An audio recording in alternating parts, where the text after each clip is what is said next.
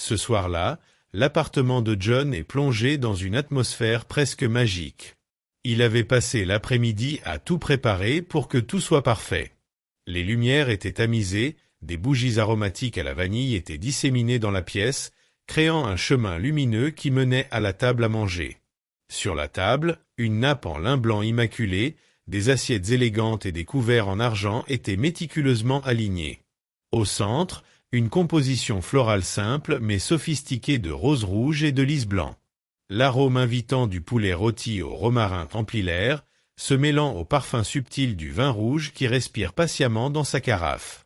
John, vêtu d'une chemise bleu clair et d'un pantalon de serge foncé, mettait la dernière main à la présentation des plats, tandis qu'une douce playlist de jazz jouait en arrière-plan, la musique tissant une tapisserie de calme et d'attente. C'était une célébration non seulement de sa récente progression professionnelle, mais aussi de son amour pour Anna, une tentative de raviver la passion qu'il avait ressentie au début de leur relation. Il l'attendait avec impatience, imaginant sa surprise et sa joie de voir l'effort qu'il avait fait. Enfin, le bruit des clés dans la porte le fit sourire. « Anna !» s'écria-t-il en se précipitant pour l'accueillir et la serrer chaleureusement dans ses bras. Mais lorsqu'il ouvrit la porte, il la trouva quelque peu décoiffée. Son chemisier était froissé et ses cheveux, d'ordinaire impeccables, semblaient avoir été rangés à la hâte. « Jean !» dit-elle avec une pointe de surprise dans la voix, comme si elle avait oublié la soirée prévue. « Qu'est-ce que c'est que tout ça ?» John, d'abord désorienté par son manque d'enthousiasme, tente de reprendre le dessus.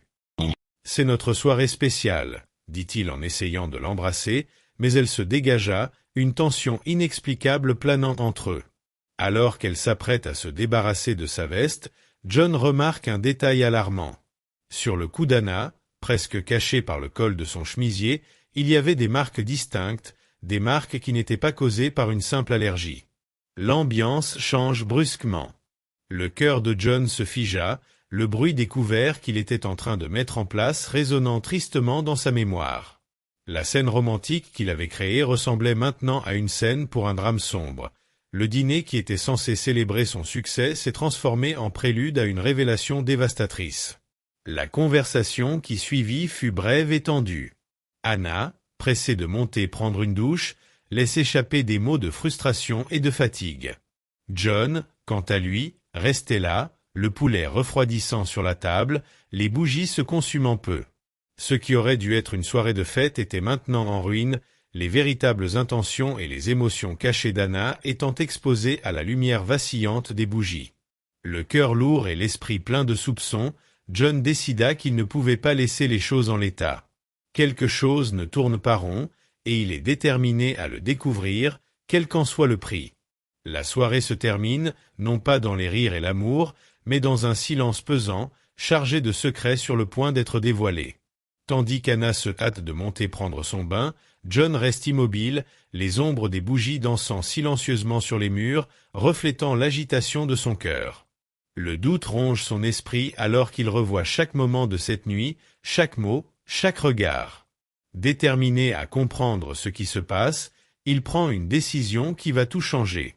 D'un pas lourd, il suivit Anna à l'étage, s'arrêtant dans le couloir alors qu'elle entrait dans la salle de bain. La lumière douce du couloir éclaire le sol, et c'est là qu'il remarque quelque chose de petit et de brillant sur la moquette, une boucle d'oreille. Ce n'était pas celle d'Anna. Le design était élégant, sophistiqué et certainement cher. John sentit le poids de l'objet dans sa main, comme s'il portait avec lui toute la gravité de la situation. Sur un coup de tête, John se dirigea vers le bureau d'Anna, son cœur battant contre sa poitrine comme un tambour. Elle avait toujours été méticuleuse avec son intimité, surtout avec son ordinateur portable. Il n'avait jamais essayé d'envahir cet espace auparavant, mais cette nuit-là, poussé par un mélange de désespoir et de suspicion, il a ouvert l'ordinateur. À sa grande surprise, il n'était pas verrouillé. Des courriels, des documents de travail, enfin, un dossier minimisé appelé « Photos ». Il clique. Il y avait des photos d'Anna, non pas telles qu'il l'avait connue, mais dans des situations intimes qui ne lui étaient manifestement pas destinées. Son estomac s'est retourné lorsqu'il a cliqué sur la photo suivante. Anna et un inconnu, enlacés, souriant, dans une cabane de ski que John a reconnue comme une destination qu'Anna avait récemment visitée dans le cadre d'un voyage de travail. Chaque clic est comme un coup, chaque image comme une trahison. Lorsque l'inévitable vérité est devenue insupportable, John a fermé son ordinateur portable, sa respiration lourde remplissant le silence du bureau. Son monde, qui, il y a quelques heures encore, était plein de célébrations et de possibilités d'avenir, lui paraissait maintenant étroit et étouffant. Il descendit lentement les escaliers, chaque marche lui rappelant que le sol s'effondrait sous ses pieds. La salle à manger, autrefois pleine d'anticipation et de joie, était maintenant baignée d'ombre et de sombres révélations.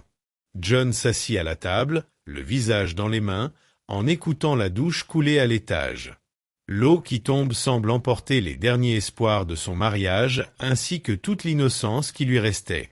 Maintenant qu'il connaît la vérité et que les images sont gravées dans son esprit, John sait ce qu'il doit faire. La célébration est terminée, mais la nuit contient encore l'acte final de confrontation. Lorsqu'Anna descendit, enveloppée dans sa robe de chambre, elle trouva John qui n'était plus le mari plein d'espoir d'il y a quelques heures, mais un homme transformé par la trahison, prêt à affronter la tempête qui s'annonçait.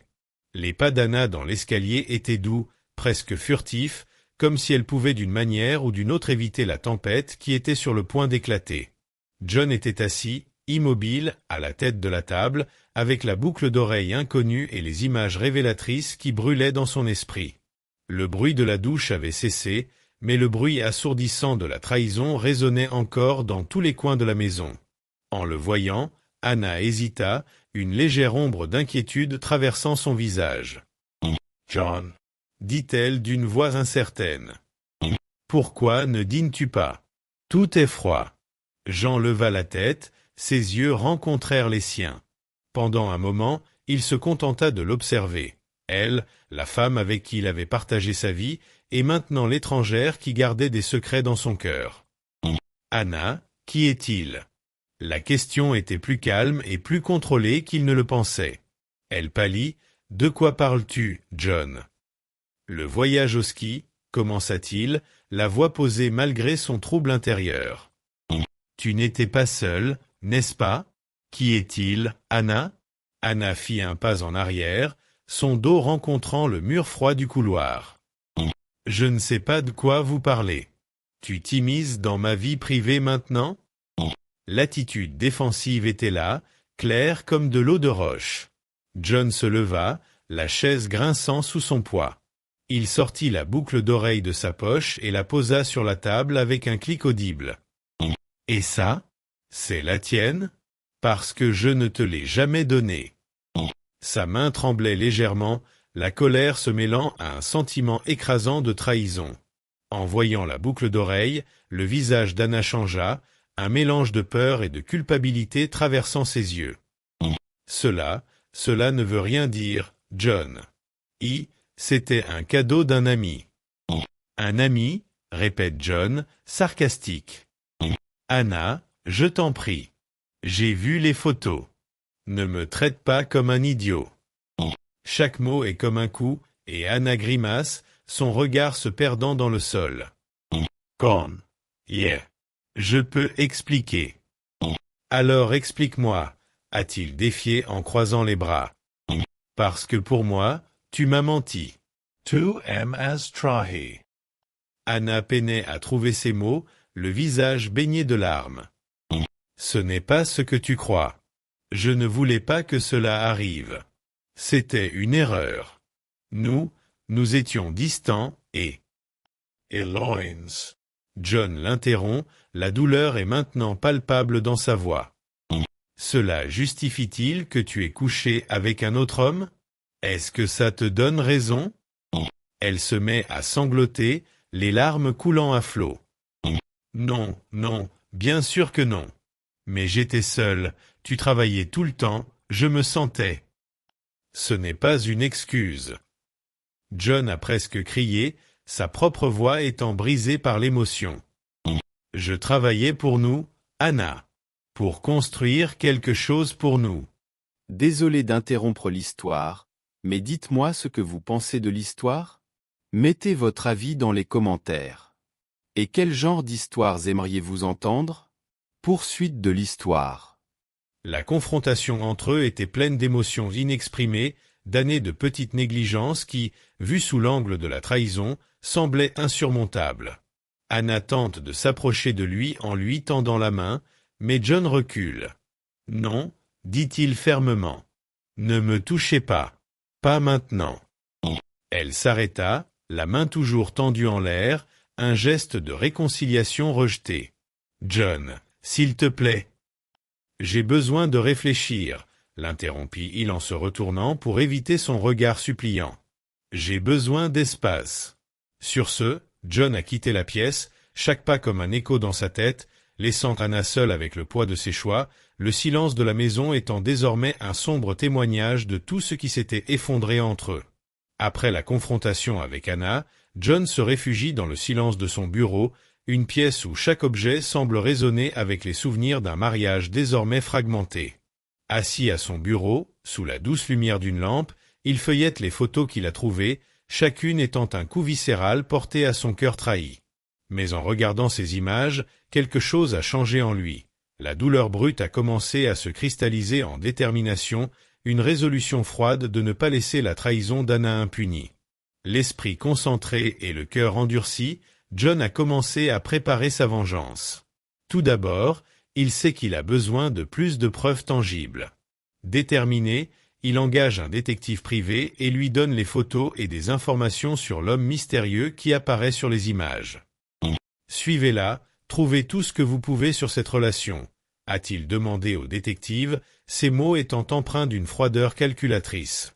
En attendant les résultats de l'enquête, John entame la deuxième phase de son plan. Sachant que la réputation d'Anna est ce qu'elle a de plus précieux, il décide de l'exposer devant tous ceux qui lui sont chers.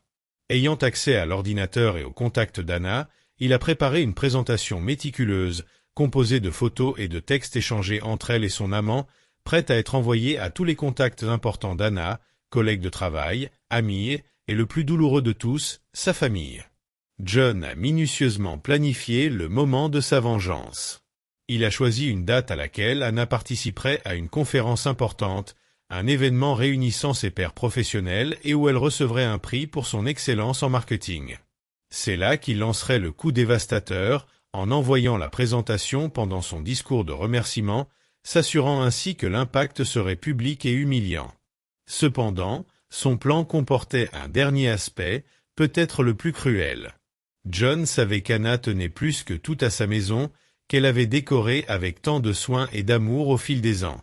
Il a contacté un avocat pour entamer une procédure de divorce, dans le but explicite de s'approprier la maison. Il voulait la laisser non seulement brisée sur le plan émotionnel, mais aussi privée du refuge physique qu'elle aimait tant. Alors que le jour de la conférence approchait, John a revu chaque étape de son plan, s'assurant que chaque détail était parfaitement aligné. Il ne ressent aucune joie dans ses actions, seulement un sombre besoin d'équilibrer les comptes du destin, de montrer à Anna le prix de sa trahison. Au cœur de la nuit, alors que la ville dormait, John se retrouva éveillé, fixant le plafond sombre. Il n'y a pas de retour en arrière possible. Il était sur le point de déclencher une tempête qui changerait irrémédiablement le cours de leur vie.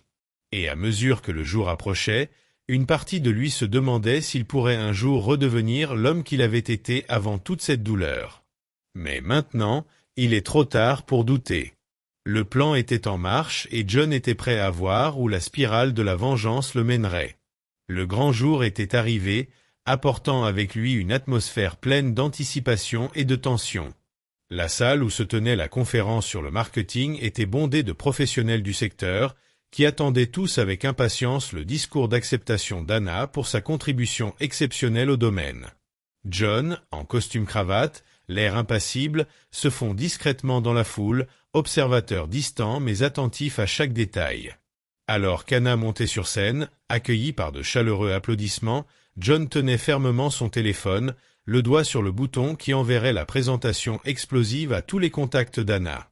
Ses yeux ne quittent pas la scène, la regardant parler, sa voix pleine de confiance et de joie, complètement inconscient de ce qui est sur le point de se produire. Au moment précis où Anna a commencé à remercier ses collègues, John a appuyé sur « Envoyer ». En quelques secondes, les téléphones ont commencé à vibrer dans toute la salle, interrompant le discours par une cacophonie de notifications. La confusion s'est répandue dans l'assistance, les gens sortant leurs appareils de leurs sacs et de leurs poches, leur visage passant de la curiosité au choc lorsqu'ils ont vu le contenu qu'il avait reçu. La présentation de John était méticuleuse et dévastatrice. Des photos d'Anna et de son amant lors de divers rendez-vous amoureux, des SMS échangés entre les deux, des détails intimes qui ne laissaient aucun doute sur la nature de leur relation. La réaction est immédiate. Les murmures augmentent lorsqu'Anna, toujours sur scène, se rend compte que quelque chose ne va pas. Elle s'est arrêtée, regardant d'un air confus la foule qui chuchotait et pointait du doigt les écrans de leur téléphone. Voyant sa confusion, une collègue proche est montée sur scène et a montré son propre téléphone à Anna. Le visage d'Anna s'est vidé de ses couleurs à mesure qu'elle lisait les messages et voyait les photos. Les larmes ont commencé à couler dans ses yeux, le choc se transformant en horreur. Elle tente de parler, d'expliquer, mais les mots lui manquent. La salle, autrefois remplie d'applaudissements, est maintenant remplie de regards de jugement et de reproches. Anna quitte la scène en courant, fuyant le regard de ses pairs, laissant derrière elle son trophée et sa dignité.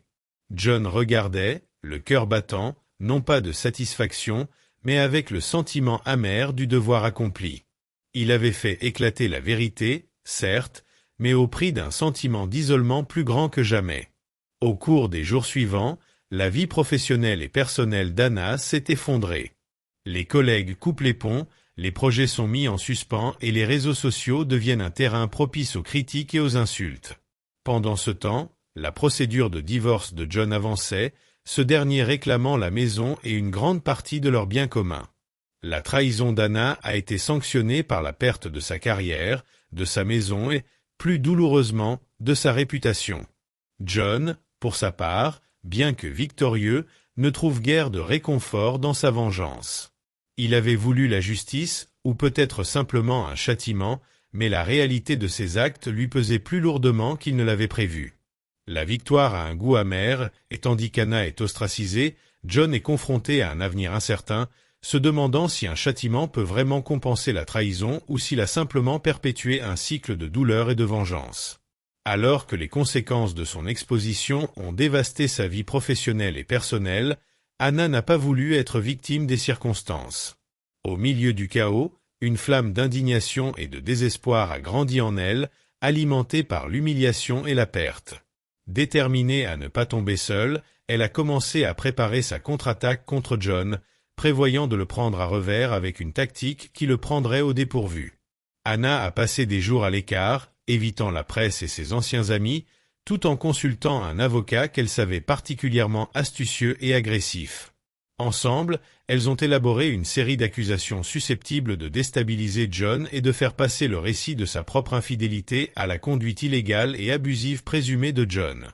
Elle a commencé par répandre des rumeurs au sein de son réseau, suggérant que John avait été violé pendant leur relation. Ces accusations ont pris de l'ampleur et se sont rapidement propagées, les personnes connues du couple commençant à considérer John avec suspicion et dédain.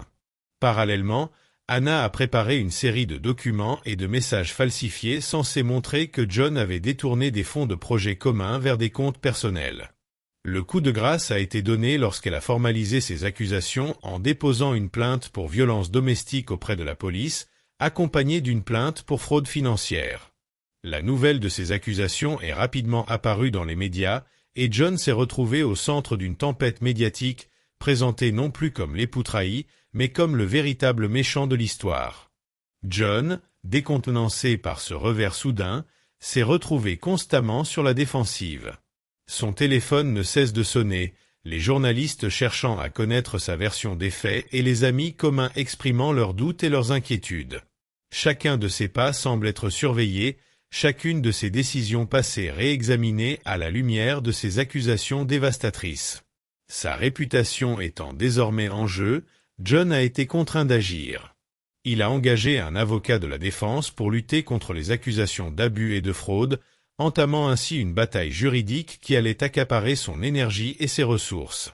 Parallèlement, il a entamé sa propre enquête pour discréditer les preuves présentées par Anna, cherchant des experts qui pourraient témoigner de l'authenticité des documents et des messages présentés.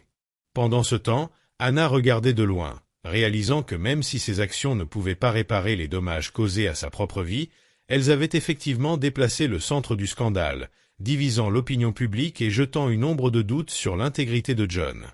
Leur contre-attaque surprise n'était pas seulement destinée à sauver sa peau, mais aussi à se venger de l'exposition que John avait causée. Dans ce jeu du chat et de la souris, les deux parties étaient désormais profondément enchevêtrées dans une guerre de réputation, chaque mouvement étant soigneusement calculé pour infliger un maximum de dommages à l'autre. La salle d'audience était chargée de tension, une arène silencieuse où le sort de John et Anna allait être décidé. Les murs imposants se font l'écho de chaque chuchotement, de chaque mouvement de papier, amplifiant l'atmosphère déjà chargée. John était assis de manière rigide à côté de son avocat, une mallette pleine de documents et de preuves devant lui, son expression était un masque de détermination et d'anxiété. Anna, quant à elle, était accompagnée de son propre avocat, un homme imposant connu pour sa capacité à renverser des affaires défavorables grâce à sa rhétorique persuasive. Elle jetait des regards furtifs en direction de John, ses yeux révélant un mélange de défi et de remords qu'elle s'empressait de masquer dès que quelqu'un la regardait. Le juge entra et la salle se leva à l'unisson. D'un geste de la main, tout le monde s'assit et le silence s'accentua. « Commençons », annonça-t-il, sa voix ferme résonnant dans l'espace. Les premières heures sont consacrées aux plaidoiries. L'avocat d'Anna a dépeint John comme un mari contrôlant et manipulateur, affirmant que sa révélation de l'infidélité d'Anna n'était que le point culminant d'années d'abus émotionnels et financiers. John sent son cœur battre plus vite, chaque mot de l'avocat d'Anna déclenchant une colère froide en lui. Lorsque ce fut le tour de son avocat, le récit changea radicalement. Il présente les preuves des mensonges d'Anna, y compris des analyses détaillées montrant des documents et des messages falsifiés. Des témoins ont été appelés, des experts en écriture et en informatique qui ont démonté les accusations d'Anna, révélant les incohérences et les manipulations des preuves qu'elle avait présentées. Le point culminant de la confrontation a eu lieu lorsqu'Anna a été appelée à témoigner. Sous serment, elle hésite. Ses réponses deviennent de moins en moins sûres à mesure que l'avocat de John la presse de questions précises sur les dates et les détails des accusations qu'elle a portées. À chaque question, la confiance d'Anna semble s'effriter et la balance du tribunal commence lentement à pencher en faveur de John.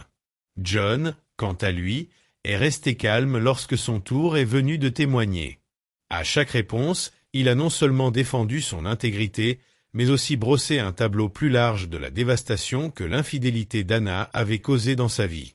Il a parlé de la douleur, du choc et de l'humiliation, mais aussi de sa détermination à demander justice, non pas pour se venger, mais pour laver son nom de ces accusations injustes.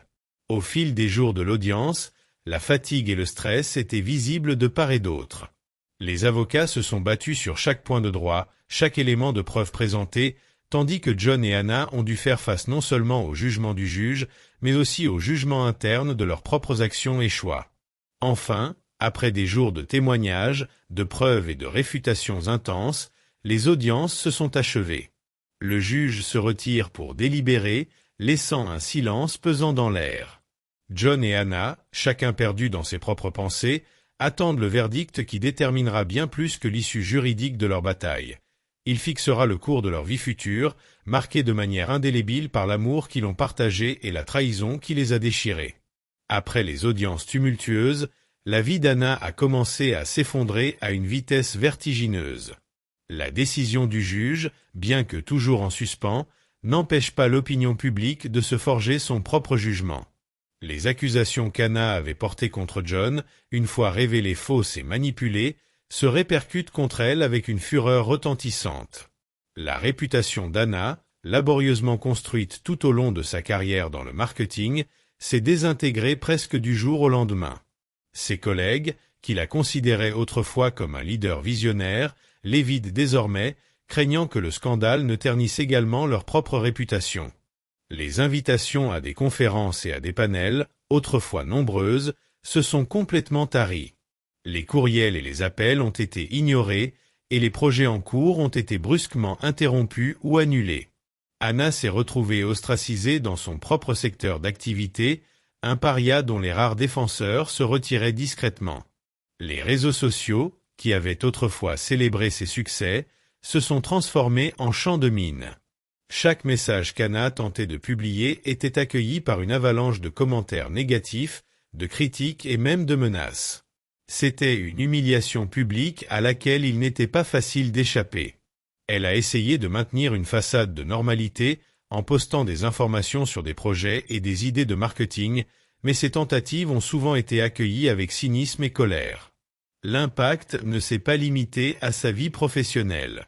Sur le plan social, le cercle d'amis d'Anna s'est considérablement réduit. Les dîners, les réunions et les événements sociaux qui remplissaient autrefois son agenda disparaissent les uns après les autres.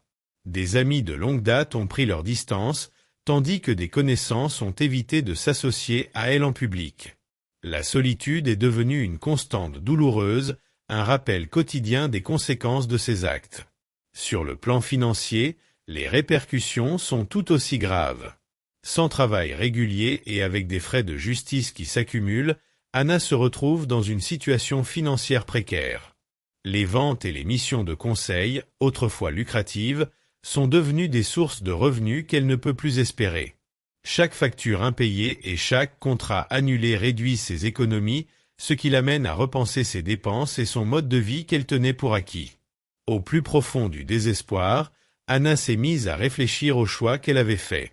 Le scandale n'a pas seulement détruit sa carrière et sa vie sociale, il l'a aussi forcée à se confronter à la personne qu'elle était devenue.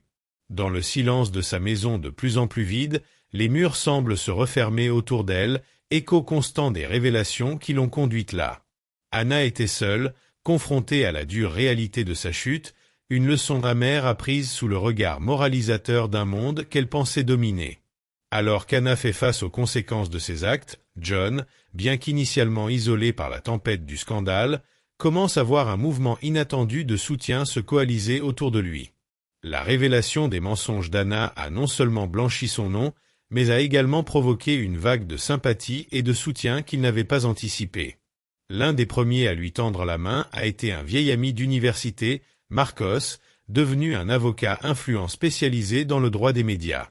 Marcos a offert non seulement un soutien juridique, mais a également commencé à aider John à reconstruire son image publique. Il a organisé des interviews soigneusement sélectionnées et rédigé des articles détaillant le parcours de John tout au long de la procédure judiciaire, soulignant sa résilience et son intégrité. Cette approche a contribué à façonner le récit public en faveur de John, le transformant d'une victime passive en un exemple de dignité face à l'adversité. Par ailleurs, une ancienne collègue de travail de John, Livia, qui a créé une start-up prospère, a également pris contact avec lui. Livia connaissait bien le dévouement et le caractère de John, et lorsqu'elle a appris les difficultés qu'il rencontrait, lui a proposé un poste dans son entreprise. Ce geste a non seulement donné à John une nouvelle opportunité professionnelle, mais aussi un vote de confiance qui a été crucial pour restaurer son estime de soi sur le plan professionnel. Livia est devenue une fervente supportrice de John, promouvant ses compétences et son éthique auprès d'autres personnes du secteur, ce qui a progressivement rétabli son réseau professionnel. Avant de continuer l'histoire, assurez-vous d'être abonné à la chaîne, car les prochaines histoires seront encore meilleures. Retour à l'histoire.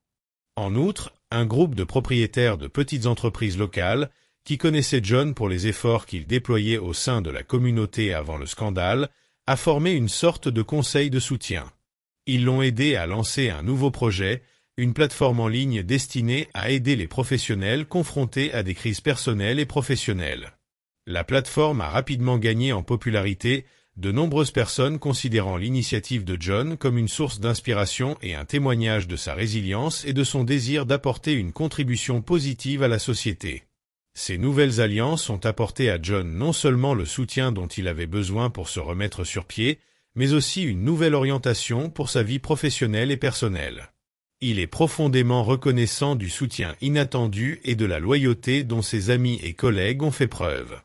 Chaque étape franchie a renforcé sa détermination à reconstruire sa vie, non seulement pour lui-même, mais aussi pour rendre l'appareil à ceux qui l'ont soutenu dans cette période difficile. Grâce à ses nouveaux liens et à la réinvention de sa carrière, John a découvert un but qui transcende ses expériences passées. Alors qu'il s'efforçait de consolider ses alliances et de développer ses nouvelles entreprises, il est devenu un symbole de dépassement et de renouveau, inspirant d'autres personnes à faire face à leur propre adversité avec courage et intégrité. Après des mois de bataille juridique et personnelle, la situation de John semblait enfin se stabiliser, tandis qu'Anna luttait toujours pour retrouver une trace de son ancienne vie. Le soutien que John a accumulé et son renouveau professionnel lui ont donné une nouvelle perspective. Cependant, il restait une dernière action à entreprendre pour mettre un terme définitif à cette douloureuse saga. Alors que le jugement définitif de divorce est en attente et que ses avocats peaufinent les derniers détails, John se prépare à ce qu'il espère être la dernière confrontation au tribunal. Pendant ce temps, il réfléchit profondément au prix de la vengeance et à ce qu'il espère réellement obtenir. Il s'est rendu compte que, plus que la destruction d'Anna, il voulait clore ce chapitre tumultueux de sa vie afin de pouvoir aller de l'avant, non pas avec de la haine, mais avec de l'espoir. Le jour de l'audience finale, la salle d'audience était tendue. Anna semblait visiblement ébranlée, l'épuisement de mois de surveillance publique et d'isolement pesant lourdement sur elle. John, quant à lui, affichait un calme contemplatif. Lorsqu'il a été appelé à faire sa déclaration finale, il s'est levé, la posture ferme, mais la voix étonnamment calme. « Votre honneur, commença John, ce processus a été long et douloureux pour toutes les personnes impliquées. Je suis venu ici aujourd'hui pour mettre fin non seulement à mon mariage, mais aussi à un cycle de douleur et de représailles qui ne profite à personne. » Il marque une pause et jette un bref coup d'œil à Anna, qui l'observe, tendue. « Je ne veux plus perpétuer nos souffrances. Je demande au tribunal de finaliser notre divorce dans les termes qui ont été convenus. Il est temps de passer à autre chose. » Son discours était concis, mais entre les lignes se trouvait le coup de grâce, non pas une punition supplémentaire pour Anna, mais une libération pour tous les deux. John avait entre les mains la possibilité d'exiger des conditions encore plus sévères, étant donné les fausses accusations qu'Anna avait portées contre lui. Il a cependant choisi la voie de la magnanimité, décidant que la fin de sa vengeance serait marquée par un acte de pardon et non par une punition. La décision du juge est intervenue rapidement après la déclaration de John. Le divorce est prononcé dans les termes déjà établis, sans autre complication. Anna, visiblement soulagée d'avoir évité une confrontation plus sévère, incline la tête, peut-être en signe de gratitude ou de reconnaissance de la défaite finale.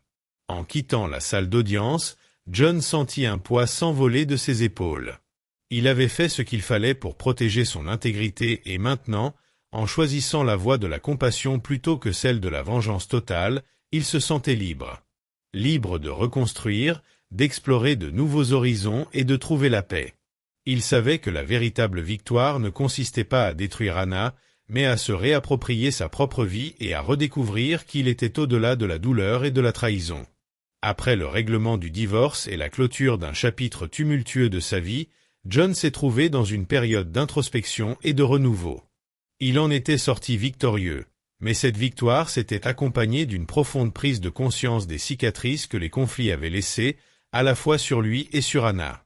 Déterminé à trouver un nouveau sens et une nouvelle direction, John a décidé que la rédemption serait son prochain objectif, non seulement en termes de carrière, mais aussi dans sa vie personnelle et spirituelle. John a commencé par renouer avec ses anciennes passions et ses centres d'intérêt qui avaient été négligés pendant le mariage et le conflit juridique qui s'en est suivi. Il a repris son hobby, la photographie, un exercice qui lui avait toujours permis d'exprimer et d'explorer ses émotions. À travers l'objectif de l'appareil photo, il recherche la beauté dans les paysages et les scènes quotidiennes, une métaphore de la nouvelle perspective qu'il tente d'adopter dans sa vie. Sur le plan professionnel, John a décidé qu'il était temps de laisser sa marque d'une manière qui reflète ses nouvelles valeurs. En utilisant les compétences et les connaissances qu'il avait acquises au cours de ces années tumultueuses, il a lancé une société de conseil en gestion de crise. Cette société a pour vocation d'aider les personnes et les entreprises à traverser les périodes difficiles avec intégrité et résilience, en s'inspirant de sa propre expérience de la lutte contre l'adversité. Cette nouvelle entreprise a non seulement été un succès, mais elle a également apporté un grand sentiment d'accomplissement à John, qui pouvait désormais utiliser ses épreuves passées pour aider les autres. À la surprise de nombre de ses connaissances, John s'est également engagé dans le bénévolat, en particulier auprès d'organisations de promotion de la santé mentale et du bien-être. Il s'est découvert une passion particulière pour les interventions lors d'événements publics et d'ateliers, partageant son histoire pour inspirer d'autres personnes confrontées à des défis personnels. Ces activités l'ont aidé non seulement à donner un sens à ses expériences, mais aussi à reconstruire son réseau social et professionnel d'une manière plus significative et plus centrée. Dans sa vie personnelle, John a pris la décision consciente de s'ouvrir à nouveau à l'amour, mais avec une nouvelle prudence et une meilleure compréhension de lui-même et de ses besoins. Il a recommencé à sortir, à trouver de la joie dans la compagnie de ses amis et finalement, à sortir avec quelqu'un. À chaque nouvelle expérience, il en a appris davantage sur l'équilibre entre la vulnérabilité et la force, entre donner et recevoir. La rédemption de John ne s'est pas produite comme une révélation, mais comme un processus lent et régulier de croissance et d'acceptation. Chaque pas en avant était une affirmation de sa capacité à transformer les douleurs du passé en leçons pour l'avenir. En regardant le chemin à parcourir, il savait que les vraies victoires dans sa vie seraient celles qu'il partagerait avec les autres en se renforçant lui-même, mais aussi la communauté qui l'entourait. Il a appris que la rédemption consistait moins à revenir à ce qu'il était qu'à évoluer vers ce qu'il était censé être. Des années après la tourmente et les tribulations, John se promenait à la périphérie de sa ville, l'horizon se parant des couleurs vibrantes du coucher de soleil. Il s'est arrêté, a respiré profondément l'air salé et a réfléchi au chemin qu'il avait parcouru. Le calme des vagues qui se brisent sur la plage offre un contrepoint serein à la tempête d'émotions et d'événements qu'il a vécus. C'était un moment de calme, un espace pour contempler le chemin qu'il avait parcouru et celui qui l'attendait. John a réfléchi à la façon dont l'adversité avait été un professeur cruel mais efficace. Les leçons apprises dans le feu du conflit et la douleur de la trahison ont été dures, mais elles ont sculpté en lui une résilience et une sagesse qu'il aurait difficilement pu atteindre autrement.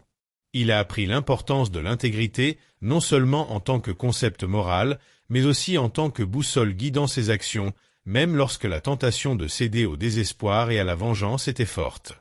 John a réfléchi à la manière dont chaque décision prise dans le passé l'avait préparé à un avenir qui lui semblait désormais plein de possibilités. Son travail au sein de la société de conseil en gestion de crise s'est développé, devenant une force de soutien influente pour de nombreuses personnes confrontées à leurs propres combats. Ses interventions sur la résilience et le rétablissement sont désormais très demandées lors de conférences et d'ateliers où il fait part non seulement de ses victoires, mais aussi de ses échecs et des leçons qu'il en a tirées. Plus profondément, John a réfléchi aux relations personnelles. L'expérience lui avait appris la valeur de la compassion et du pardon, non pas comme des gestes de faiblesse, mais comme des actes de force. Il a noué de nouveaux liens, plus riches et plus conscients, tant en amour qu'en amitié. Ces liens n'étaient pas seulement des sources de joie, mais aussi de croissance et de soutien mutuel. En regardant vers l'avenir, John a ressenti un optimisme prudent. Il savait que la vie pouvait, sans prévenir, lui lancer de nouveaux défis, mais il se sentait équipé des outils et de l'état d'esprit nécessaires pour y faire face. Plus que tout, il était enthousiaste à l'idée de pouvoir continuer à grandir, à apprendre et à apporter sa contribution. L'avenir, autrefois source d'incertitude et de peur, se présentait désormais comme une invitation à explorer, créer et transformer. Alors que le soleil se couche, jetant une lueur dorée sur l'eau, John sent une paix profonde s'installer en lui.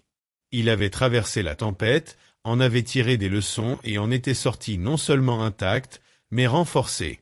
Et alors que la nuit commençait à tomber, il savait qu'à bien des égards, son véritable voyage ne faisait que commencer.